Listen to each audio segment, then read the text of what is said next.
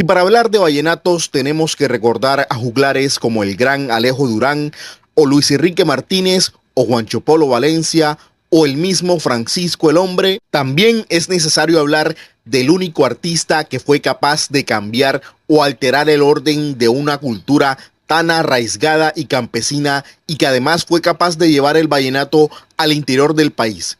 Ese artista maravilloso fue Jorge Antonio Oñate González, nacido en el municipio de La Paz, Cesar, el 31 de marzo de 1949. Conocido como el Jilguero de América o el Ruiseñor del Cesar, dueño de una voz melodiosa y un talento grande e inconfundible. Tuvo una carrera impecable por casi 5 décadas, importante por romper muchos esquemas en el vallenato. Le dio una modernidad y un dinamismo al vallenato que hoy es uno de los legados más importantes en la música de acordeón. Y es que hubo un antes y un después de Jorge Oñate. Recordemos que en la década de los 60, cuando el vallenato era considerado como música no tan popular o música de bajo mundo por los altos círculos sociales del Magdalena Grande, el papel de los juglares fue fundamental en la popularización del vallenato. Recordemos que los juglares iban de pueblo en pueblo cantando las noticias y los acontecimientos importantes de una época bella de nuestra región. Los juglares componían, cantaban y tocaban el acordeón, por ende eran las estrellas, pero poco a poco se fueron organizando hasta que estos mismos eran los dueños de sus conjuntos vallenatos. Incluso en los inicios del Festival Vallenato, los acordeoneros cantaban sus canciones. Pero en el Festival Vallenato de 1972, Jorge Oñate marcó un antes y un después en ese popular y maravilloso evento. En esa ocasión, Miguel López fue acompañado con la voz del Jilguero de América y en ese mismo año, Miguel fue el rey vallenato. Se cree que a partir de ese momento, todos los acordeoneros se interesaron por llevar a sus cantantes. Y Jorge Oñate, aunque ya había grabado temas cuando era un adolescente con los Guatapurí, y a pesar de que en 1969 grabó con Nelson Díaz y su combo, tuvo un comienzo oficial como cantante entre los años de 1970 y 1975, precisamente en el conjunto de los hermanos López. Se considera que oficialmente Jorge Oñate fue el primer cantante en un conjunto vallenato. Con los hermanos López, Jorge Oñate grabó un total de 9 álbumes discográficos. Éxitos como Los tiempos de la cometa, No voy a patillar, La pedigüeña, El cantor de Fonseca y muchos más marcaron una era súper hermosa del maestro Jorge Oñate junto con los hermanos López. Después del éxito rotundo, el Ruiseñor del Cesar tomaría la decisión de ser cantante y dueño de su propio conjunto vallenato. Como solista, la carrera del Ruiseñor del Cesar fue impecable.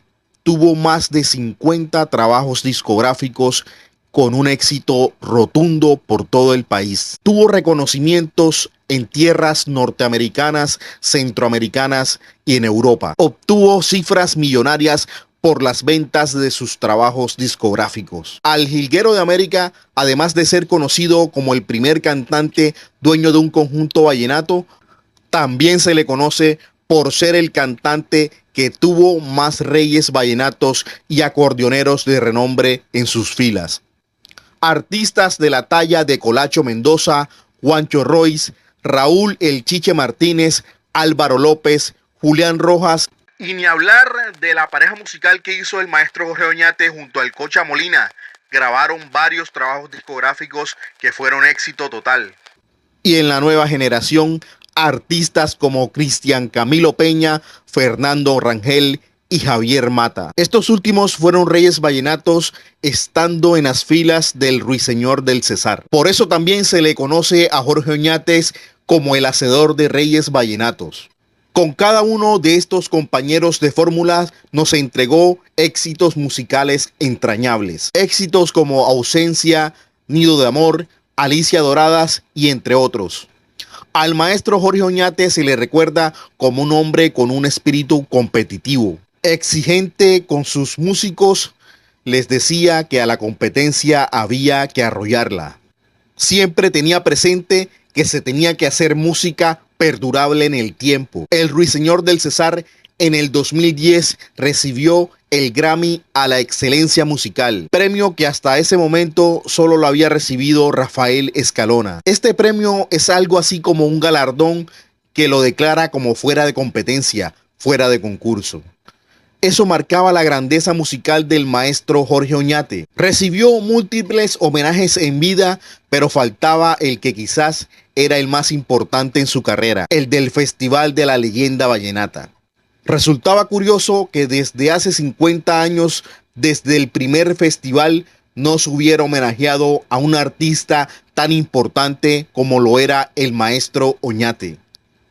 En el 2018, el festival había decidido homenajear a Carlos Vives, decisión que causó una gran polémica, ya que todos esperaban el homenaje a Oñate, y más por ser la edición número 50, que coincidía con los 50 años de carrera artística del maestro. Pero el maestro Oñate, en un acto de humildad, le daba el apoyo al festival, quizás para calmar los ánimos.